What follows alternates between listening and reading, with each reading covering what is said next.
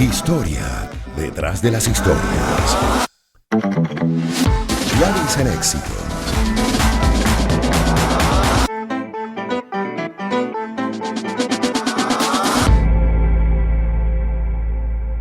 Hoy tenemos el segmento Historia detrás de las historias y vamos a revisar, esta tragedia espantosa, la explosión en Beirut. Leo del diario New York Times, dos explosiones, la segunda mucho mayor que la primera, estremecieron Beirut este martes temprano, lo que originó lamentablemente el fallecimiento de más de 150 personas, miles de heridos, daños generalizados y las imágenes que teléfonos inteligentes en general muchos ciudadanos lograron capturar del momento, circularon y siguen circulando, impresionan por supuesto a la mayoría.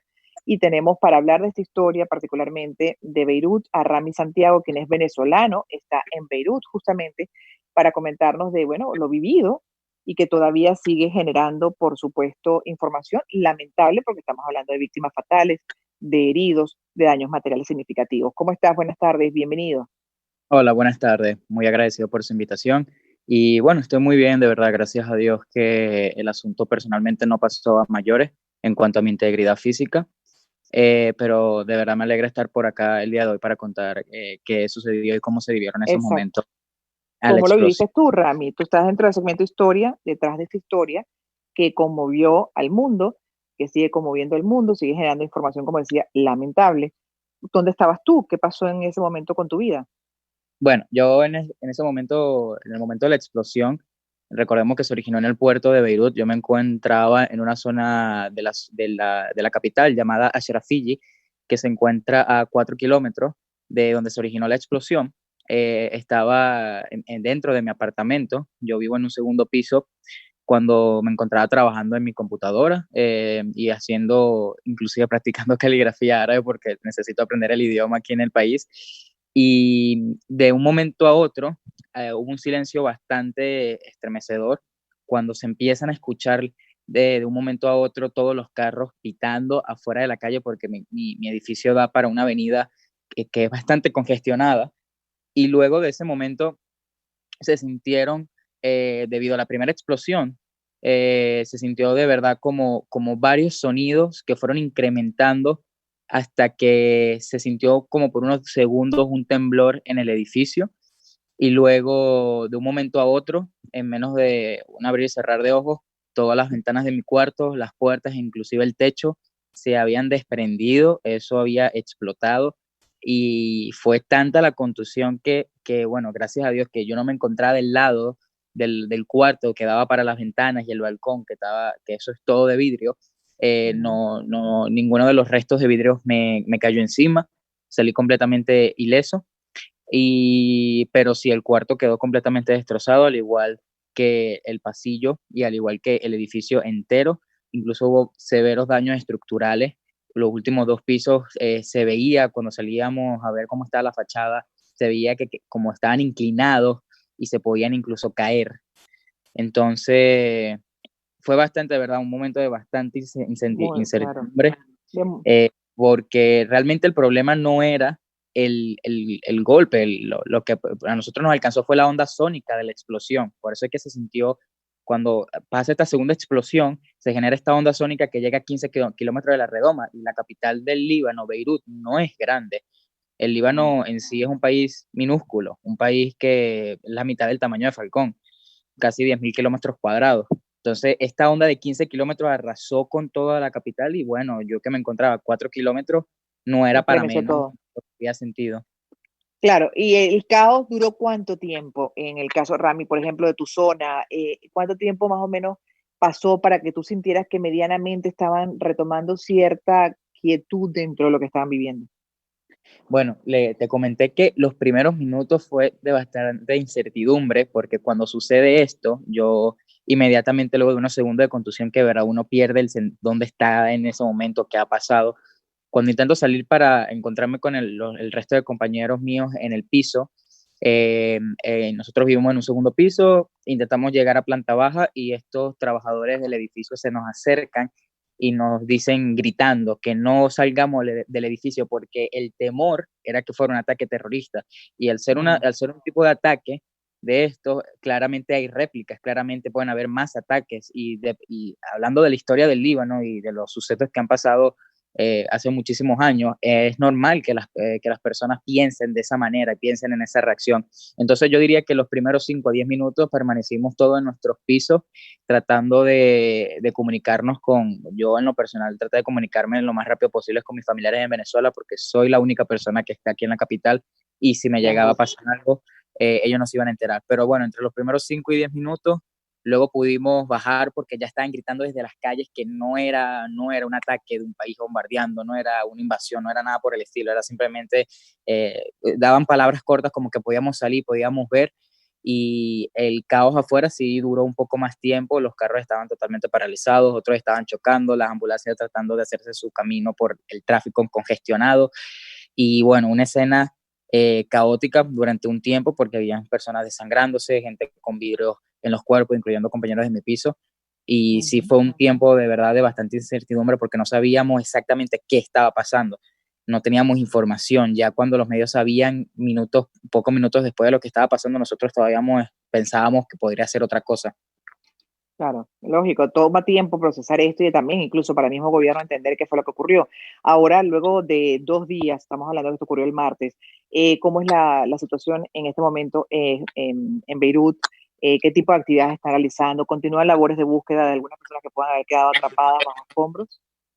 Las labores de búsqueda continuaron el día siguiente, incluso hoy, más que todo, están haciendo acciones de voluntariado para limpiar la zona, recoger los escombros y no se han reportado más personas encontradas por debajo de los escombros o cosas por el estilo. Fue más que todo el día de ayer, un día después de la tragedia, que bueno, todavía había muchísimas personas que estaban, incluso niños y niñas, y están los videos en internet que estaban debajo de los escombros y pasaron más de 15, 17 horas antes de que la Cruz Roja libanesa los encontrara o cualquier otro ente que estaba haciendo búsqueda, pero más que todo la Cruz Roja.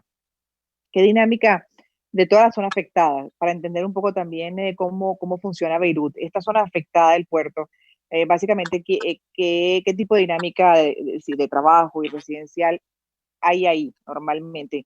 ¿Y cuánta población tiene alrededor esa zona que explotó?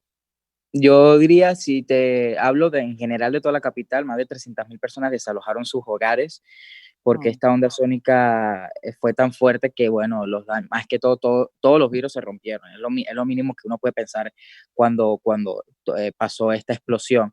En la zona del puerto fue, obviamente, lo que fue de 1 a 1.5 kilómetros a la redoma de la explosión, eso quedó destrozado completamente y la mayoría calcinado. Ya eso es pérdida total, por lo menos donde en mi zona de 4 a 7, 8 kilómetros, la zona está destrozada, pero los daños estructurales de las viviendas se puede arreglar y no es tanto problema, pero lo que está cerca de la explosión sí fue incluso edificios calcinados, hay Claro, construcciones que se formaron. hay que hacer una reconstrucción total. Y esa población afectada, la que logró salvarse de esa situación, está en este momento en dónde, refugiados en dónde, ¿cómo ha sido el apoyo? Bueno, el gobierno, tanto los ciudadanos como el gobierno han puesto un apoyo, más que todo de los mismos ciudadanos, de ofrecer casas, hoteles a las afueras o zonas aledañas de Beirut para que las personas puedan ir y refugiarse y quedarse un tiempo. Muchas personas han abierto sus casas en todo el ancho y largo del país. Hay refugios por parte de organizaciones no gubernamentales y obviamente se están llevando muchas actividades para darle alivio y darle ayuda a todas estas personas. Pero sí, se desalojaron y hubo mucha actividad, mucho movimiento para que todas las personas tuvieran un lugar por lo menos en donde dormir y se veían que igual, de todas formas, estamos hablando de 300.000 personas. No, es una cosa que uno deja de impresionarse y también, bueno, la pregunta que uno se hace, por ejemplo, en este momento, ¿cómo asimila la población del Líbano justamente esta situación y qué interpretación hace del hecho? Porque, bueno, todavía están en plenas investigaciones, en fin, se habla ya de que en efecto fue una explosión, pero ¿hacia dónde apuntan esas investigaciones? Hasta lo que hasta el momento se lleva, ¿no? Se tiene. Sí, son dos preguntas muy buenas porque yo esto lo cuento no con la intención de burlarme ni nada, sino es para que la gente sepa el contraste que hubo, porque cuando nosotros salimos y vimos cómo estaba la situación por nuestra zona, mientras yo veía a alguien que estaba desangrando, se le estaban aplicando primeros auxilios en la calle, luego veía un local completamente normal, muriéndose de la risa, y cuando yo le preguntaba por qué estaba riéndose, lo hacía de manera sarcástica diciendo, hijo, esta es la 8ª vez que nos destruyen la capital. Entonces, Wow. ahí es un contraste porque es un dolor, hay mucha gente que siente un dolor inmenso, más que todos los jóvenes, y la población más vieja, cuando usted le pregunta qué está sucediendo, cómo se siente, es simplemente como se están resignando y no expresan más emociones porque ya de verdad han pasado por eso muchísimas veces, pero hay un sinfín de emociones, la gente que está al mando, que está enfrente de las acciones de voluntariado, no saben ni siquiera cómo explicar cómo se sienten porque han visto tantas cosas, pero entre las emociones yo podría describir dolor, tristeza, gente que siente revancha porque piensa que el mismo gobierno o alguien externo al país realizó esto. Y lo que tú dices, lo que tú preguntas acerca de las versiones que se están manejando, lo que sabemos es que este incendio se originó primeramente un incendio pequeño, lo que tú comentaste al principio, en una embarcación. ¿Okay? Esto hizo que una estación de fábrica, una estación de fuegos artificiales se prendiera en fuego, y en esta estación de fuegos artificiales habían un cargamento de 2.700 toneladas de nitrato de amoníaco, que fue como tal lo que provocó la onda sónica. Y sabemos que el nitrato de amoníaco se utiliza hasta el momento donde he leído para crear arsenal bélico, para hacer explosivos, Sí, fuego ya es una artificial. irregularidad que están investigando, según entiendo exactamente. Pero bueno, nada, Rami, te agradezco mucho que hayas estado en el programa de hoy compartiendo esta experiencia de vida, nada fácil. Todavía, bueno, están en ese proceso de intentar entender qué pasó y cómo hacer para ayudar y cómo se recuperan. Todo lo mejor, cuídate mucho, por favor, en medio de las circunstancias. Muy, Rami muchísimas Santiago es gracias. venezolano. Gracias a ti. Gracias por dedicarnos estos minutos. Venezolano que está en Beirut. Su familia está aquí en Venezuela y merece la angustia. Despedimos la primera hora de programa y nos queda todavía una segunda parte de Gladys en Éxitos.